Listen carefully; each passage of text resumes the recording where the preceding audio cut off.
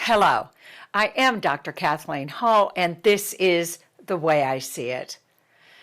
Today, I would love to talk about a word that I love, which is awe, A-W-E, awe, because awe is the earthquake to your mind. It's an earthquake when you experience awe. Let me explain what led me to this podcast today. Recently, I've had a lot of health issues since I moved back to Atlanta full time. I used to live up at the farm in the middle of the Chattahoochee National Forest. Really, for 30 years, we had our horse farm.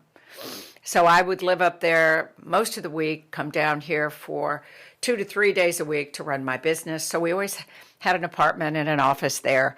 So I moved back and forth, but I spent most of my life for 30 years up there on the farm. And our farm, our horse farm, was literally located in the middle of the Chattahoochee National Forest.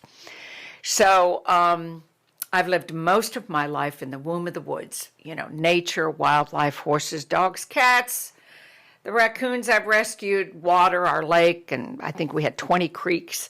So it was an unbelievably pretty wild and nature place, which was amazing to live in. But anyway, so I've gone into the hospital a couple times this year and several times over the last few years going, I've always been healthy. What is wrong with me? So my heart's been out of rhythm and, things like some really significant out of rhythm problems. And I'm like, okay, so I've meditated more, done Reiki. I'm a Reiki master, done Reiki on myself.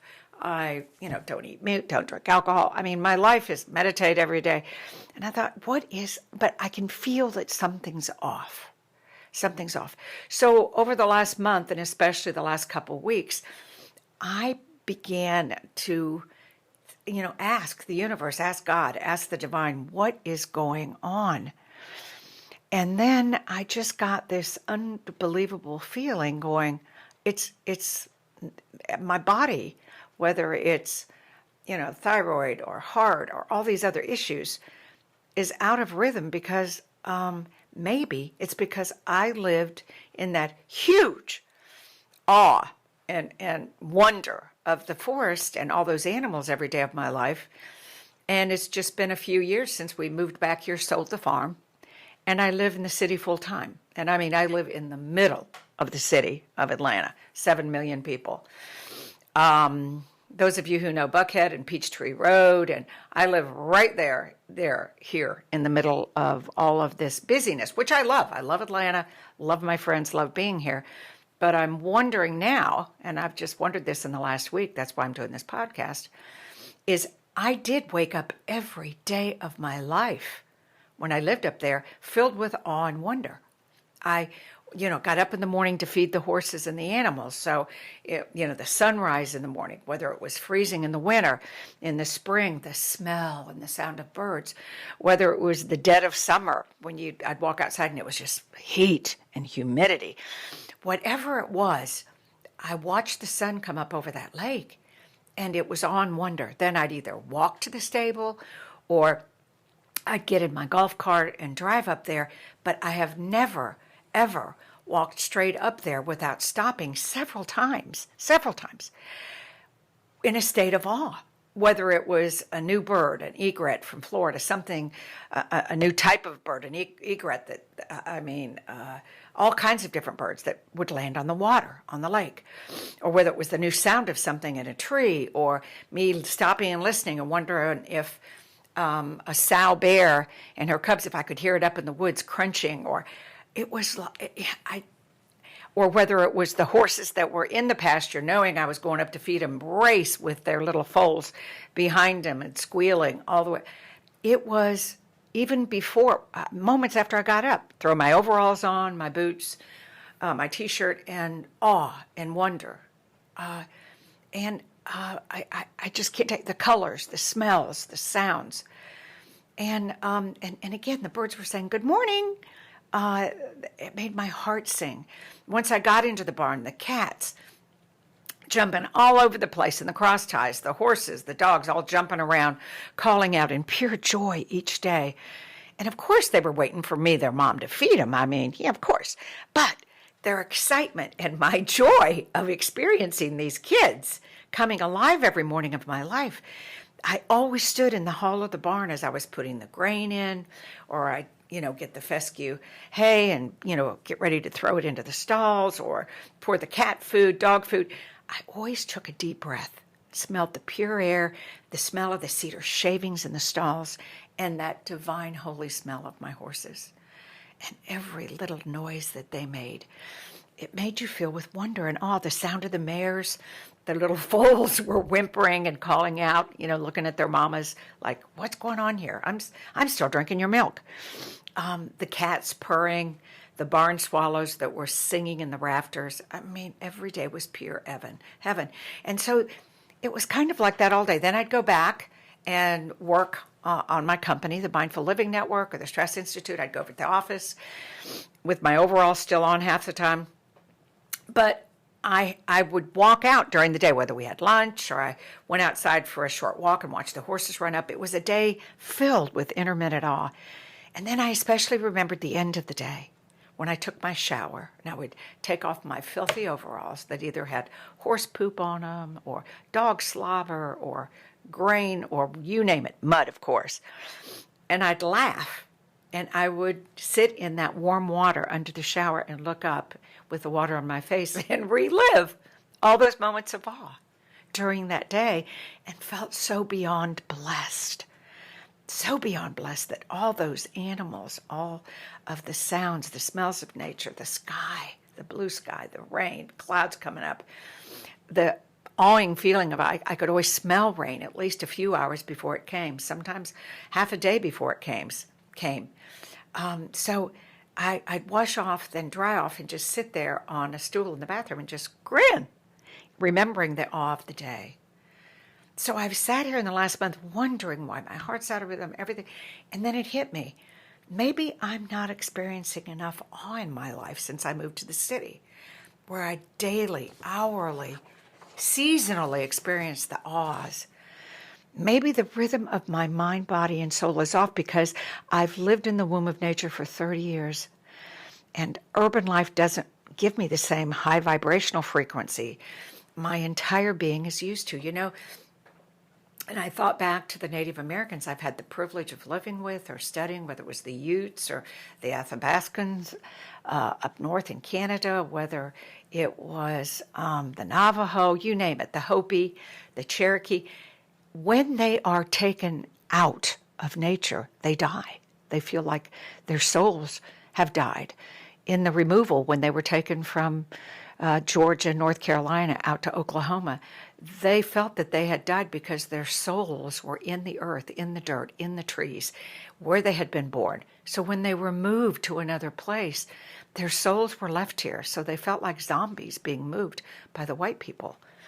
I'm wondering somehow if I'm not having a little effect of that.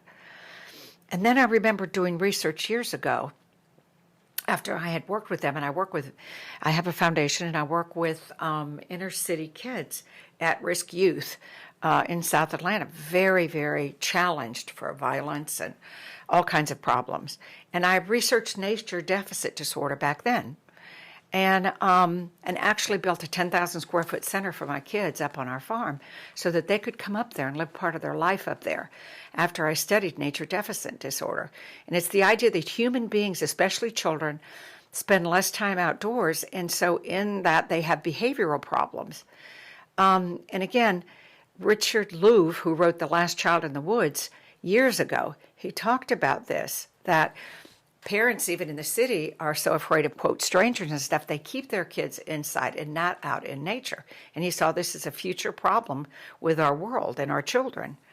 So, and I wondered if part of the violence and the confusion, stress, disorientation of the kids I was working with that were, on their way on a fast lane to prison, I wondered if part of that was maybe nature deficit disorder. They can't get out of their apartments in public housing. They have not absorbed that we don't have parks there. So anyway, that's what the definition of nature deficit disorder is, being without nature. And yes, I experience wonder on a daily basis. I invest my life in moments of connecting with awe.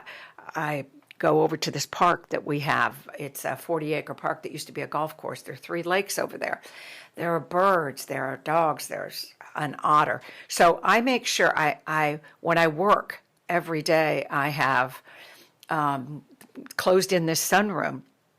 I put my computer in there and my work so that, and I have a bird feeder right outside there and gardens I've built that I look out to so that I see a bright red male cardinal show up to feast in the bird feeder, and I stop in awe. And I have field glasses there too. So I pick up the glasses and look and watch her eat, and there's not one moment that I just don't sit there and go, my God, the beauty. And then we have blue jays that come, and you know how big and bossy they are, and little nasty, aggressive personalities. I sit there and belly laugh watching when he flies in with these bright blue, royal blue colors, taking over the bird feeder and saying, hey, I'm the boss. And then, of course, my favorite are my tiny little goldfinches that I hear before they come. They're little squeak, squeak, squeak. And then they come up to the bird feeder. Oh, my God, they're so tiny and so bright yellow. Anyway, and we're going to talk about this, places you can create awe, living in an apartment, living in the city, wherever you live, you can find ways to create wonder and awe. So for a few minutes, let's explore why it's critical for humans to experience awe regularly. And it's for your mental, physical, and spiritual health. So technically speaking, awe is a kind of transcendent euphoria we experience when we see something vast or beautiful. And in a way, awe is an altered state of consciousness. It's like the state of flow that was popularized by Mikhail, and I have a hard time always saying his name, Csikszentmihalyi, and you can look up his book. It's called Flow. It's an amazing book. And it'll transform your life, by the way. It's an older book. I love it. It's a classic. Standing on a mountain peak, watching a tornado, being the presence of a lion, can create this experience of beauty and awe. I went to the zoo a few months ago, and my husband and I just sat there in awe at the pandas, at all these. We were like a few feet from a giraffe. Anyway, it's incredibly majestic. Vastness that's bigger than ourselves. And sometimes even we can get fear. Goosebumps or tears may accompany experience of awe. We can also experience awe by listening to a complex or beautiful piece of music. Like I love Andrea Bocelli. He can send me out into another world in a few seconds. Celine Dion, some of her majestic, beautiful tones in her music. It's just awing. So, or seeing a masterpiece. When I was at the Louvre, or when I go to the High here in Atlanta, and we have they had Frida Kahlo. I was in awe for 2 days after I left that viewing. It was unbelievable. Or hearing about a person who presses on against all odds and possesses some extraordinary nobility. How about Harriet Tubman? How about Martin Luther King Jr.? How about I even look at people like Ulysses S. Grant or different people in our history, Abraham Lincoln. They create awe in me when I read the many biographies I've read of all of them. But wilderness often creates the most wildness and the most powerful experience of awe. Awe causes us to rethink how we see the world and causes us to contemplate our place in the world. But only recently have scientists begun to really study and do research on this experience of awe. So we can learn a few fascinating lessons I'm going to talk about. Number one is the small self. One of the things that happens to us when we experience awe, what researchers call the, quote, small self. In this research, when people have experienced awe, they were asked to select a picture that represented them. They always tended to select pictures that had a small person in relationship to other objects in the picture. In other words, people who experienced awe would say the small self picture describes them, while those who did not typically choose the big self picture. And I thought of this because if I would do drawings after I fed in the morning or did something, I would have this huge, massive lake or a huge sun or this massive 1,200-pound horse. And I would have me, I noticed I pulled out a lot of the pictures. I was so tiny compared to all these things. And I didn't even understand then that it was my psyche working, showing that I was small in relationship to awe. And it's this phenomenon of being small that creates the conditions for all kinds of other positive emotions and behavior. Now, this is a cool example. Shame is like awe. It causes people to feel small, but there's a very key difference. People who experience awe feel small and connected to others. We have this warm rush, this feeling, this wonder. Whereas those who experience shame feel alienated from others. I lived a huge part of my life in shame. I understand this completely. I separated from others. I felt alone. It led to self-destructive behaviors. Yes, one makes you bigger connected to the holy, the divine, people greater than yourself. So cool. Next is the connected self. Something else that happens when we experience awe in the wilderness is that we feel more connected to those around us and to the human race as whole. In experiments, participants who had wilderness awe experiences would draw overlapping circles to describe how they were related in the world, whereas people who did not have an awe experience drew separate circles to describe how they were related to others, as other instead of one. When we asked questions related to this, the researchers, those who experienced awe answered that they felt more connected with everyone in the human race than they would simply by looking at a building or going into a business. So there's something powerful about this emotion, awe, that it does to each of us. It makes us feel small and humble, and yet also makes us feel more connected. Next, the more generous self. Awe creates a generosity in us. Other studies have shown that awe experiences lead people to cooperate more, have more joy, be more humble, less narcissistic, entitled, materialistic. Awe is also strongly linked to a greater sense of purpose. So, we have lots of studies, I won't go into them in detail, that when you experience awe, within 24, 48 hours, people are more generous. They give more money. It's pretty cool, all the experiments they're doing with this right now. Also, following the ancient paths. Modern science is only now beginning to understand what humans have known for millennia. From the earliest signs of civilization, people throughout the ages went to the wilderness on a quest, a vision quest, or to hear the voice of God and experience the transcendence and transformation that would follow. If you follow any great books of spirituality or religion, look at the Bible. Jesus, Moses, everybody went into nature to find or hear. Muhammad, Buddha, all of these great beings, even more current people, the Dalai Lama. You talk about people like Mahatma Gandhi. All of these amazing people went to the woods to live deliberately. And this reminds me of a saying by Henry David Thoreau. I went to the woods because I wished to live deliberately, to confront the essential facts of life, to learn what it had to teach so that when I died, I would learn that I had lived. I had that made into a drawing and framed, and I had that right by my office every day of my life. I still do. So awe changes us. And science is only confirming that wilderness itself puts us into a state of receptivity and allows us to tune in to a state that transforms us. Let's consider that none of the ancients had cell phones or internet access or social media accounts. They all lived in rural settings already. Yet they still knew they needed to live their comfort zone and go to wild places to meet the divine and to meet themselves, to be with themselves, and to listen deeply. Moderns like ourselves are bombarded by so much activity and stimuli that we are all finding ourselves somewhat on the attention deficit scale. We are quickly losing touch with ourselves, with the divine, and one another. How much more do we need to make space for the wildernesses in our lives? Like sugar being causal to our global obesity epidemic, technology and urbanization are causal to the decline of our relationships and our mental health.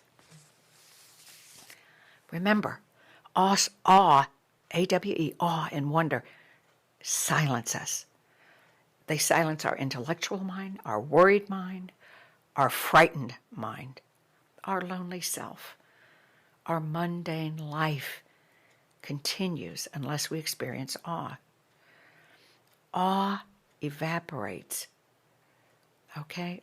Awe evaporates. All of these things when we experience awe. It evaporates.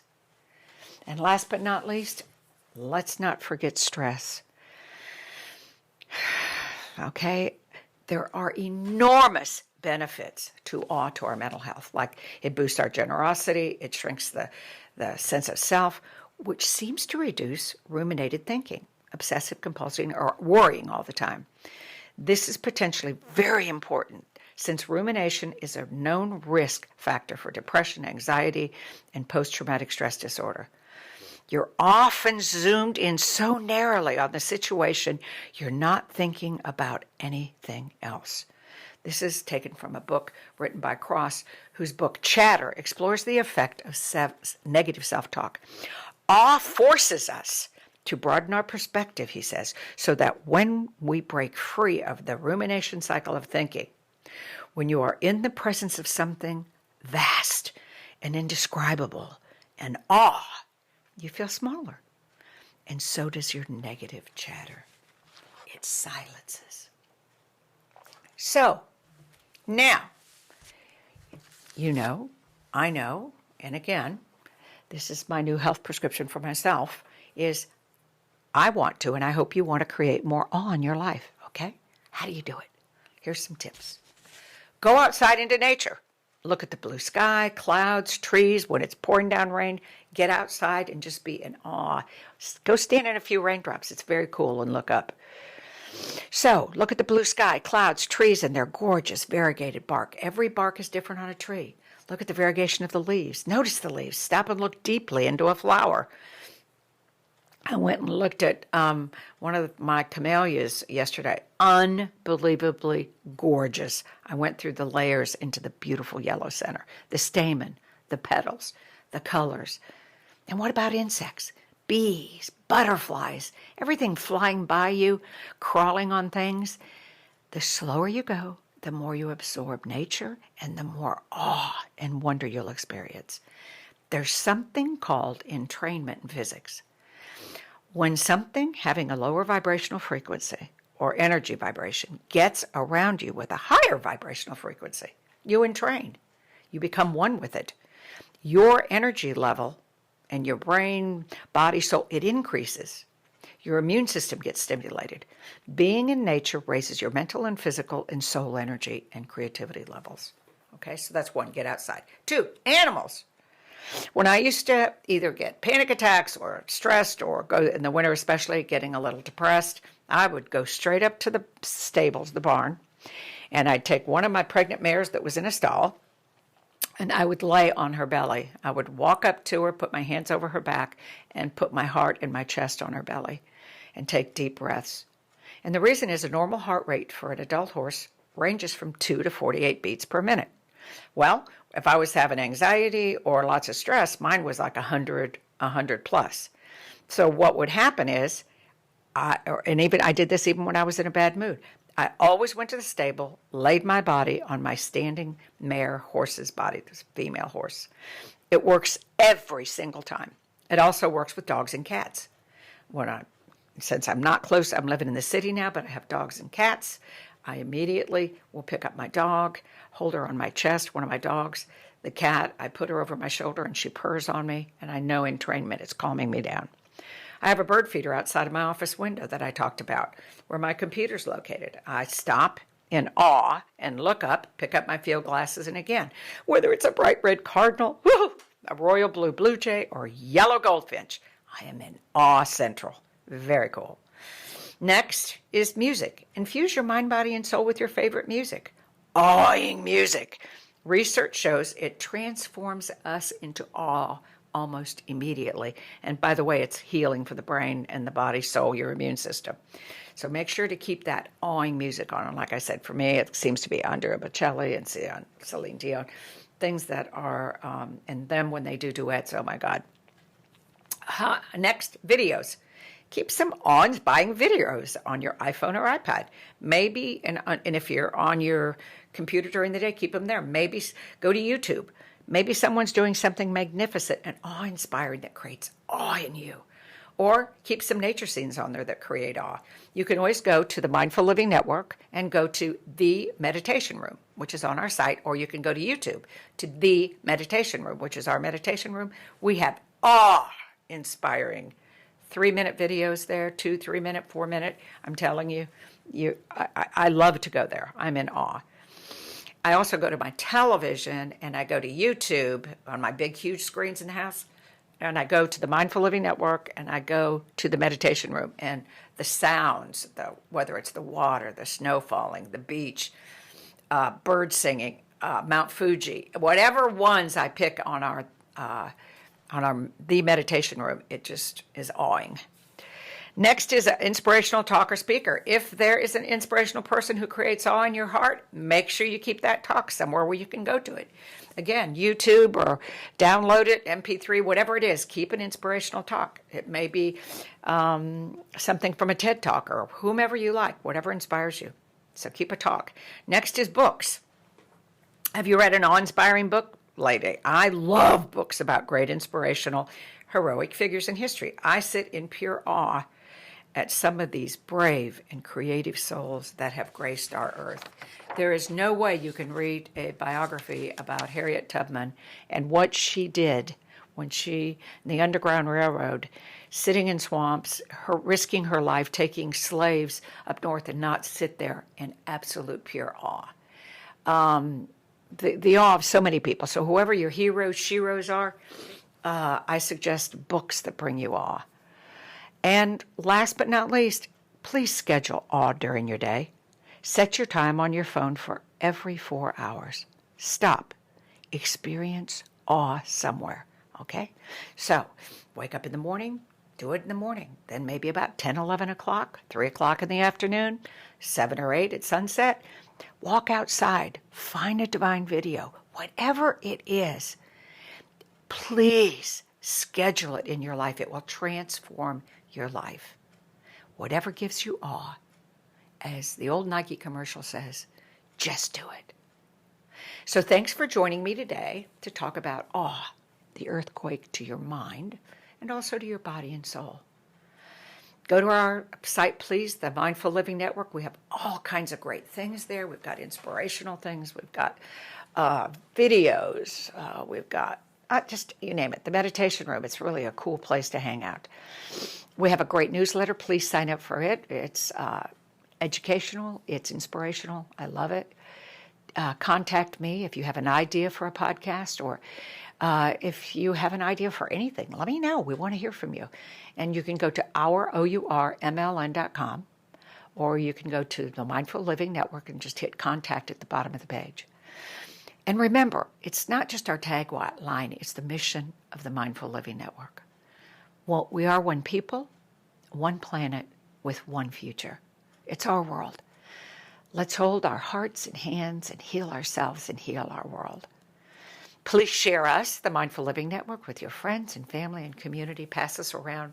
Please, let's do this together. Please, let's do this together. I think since the recent climate conference that we had in England, I think the priority of us working together to live mindfully is even more urgent than ever.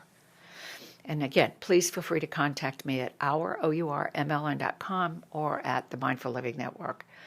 Also, don't forget our meditation room. It's called The Meditation Room. We have a Mindful Living Network app. It's very cool. It's got stress tips. It's got the meditation room on there. It's got unbelievable stuff. Please check it out. And again, sign up for our newsletter. Follow us on Twitter or Facebook or Instagram. We're here for you. Please help us grow, help the Mindful Living Network know and listen on how to transform our world together. Thank you very much. This is Dr. Kathleen Hall.